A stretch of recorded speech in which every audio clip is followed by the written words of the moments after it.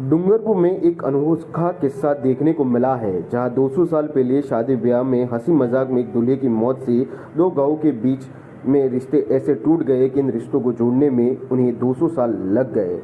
अब दोनों गांव एक बार फिर से एक हो गए हैं। दोनों ही गांव के लोगों ने पुराने विवाद भूलकर सामाजिक समरसता और सामाजिक विकास के लिए संविधान की शपथ ली।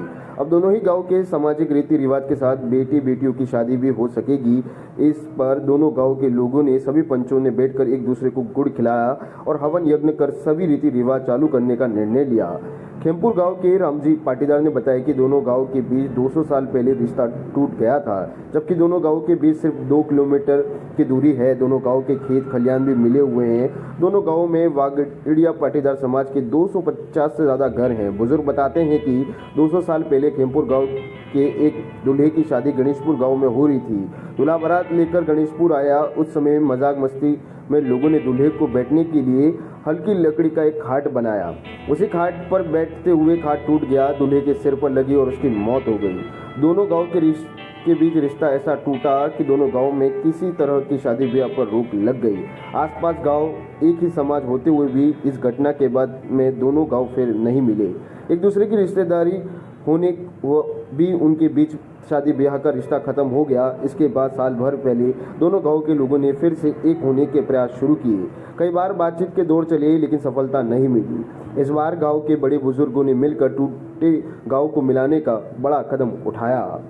दोनों गांव के सभी परिवार बसंत पंचमी के दिन मिले। दोनों गांव के बीच सीमा पर ऋतुभाई दर्जी के घर के पास गांव के बड़े बुजुर्ग, महिला, बच्चे इकट्ठा हुए। दोनों ही गांव के लोगों ने मिलकर भगवान सत्यनारायण की पूजा अर्चना की। सत्यनारायण भगवान की कथा के बाद हवन कुंड में आहुतियां दी और 200 साल पुराने सभी गीले शिकवे को मिटाकर एक होने का संकल्प लिया। इसके बाद दोनों गांव के लोगों ने मिलकर प्रसाद बनाकर भगवान को भोग लगाकर खाया। गांव के लोग बताते हैं कि 200 साल बाद जुड़े इस रिश्ते अब नहीं टूटेंगे। दोनों गांव के लोग मिलजुल कर रहेंगे। दोनों गांव के बीच अब फिर से शादी ब्याह के रिश्ते हो सकेंगे और समाज एकजुट होगा। वो हमारे क्या था कि 200 साल पहले, इसके पहले की बात है पर 200 साल मान लेते हैं अपन।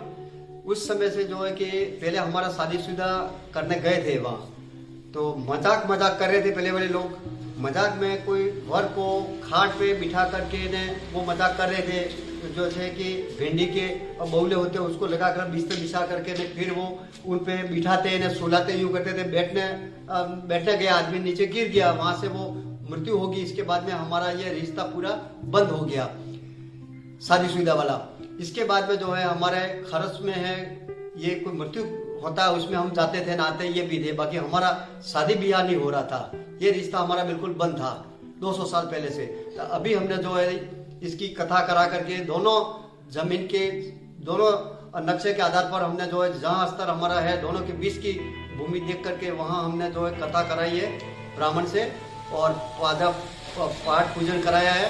और हम जो है इसके बाद देखो शादीशुदा चालू करेंगे यूँ करके हमारा रिश्ता वापस जोड़ना चाहते हैं दोनों गांवों वाले लोग। ये 200 साल पहले जहाँ बारात आई थी वो क्या खेमपुर में आई थी या गणेशपुर आई थी?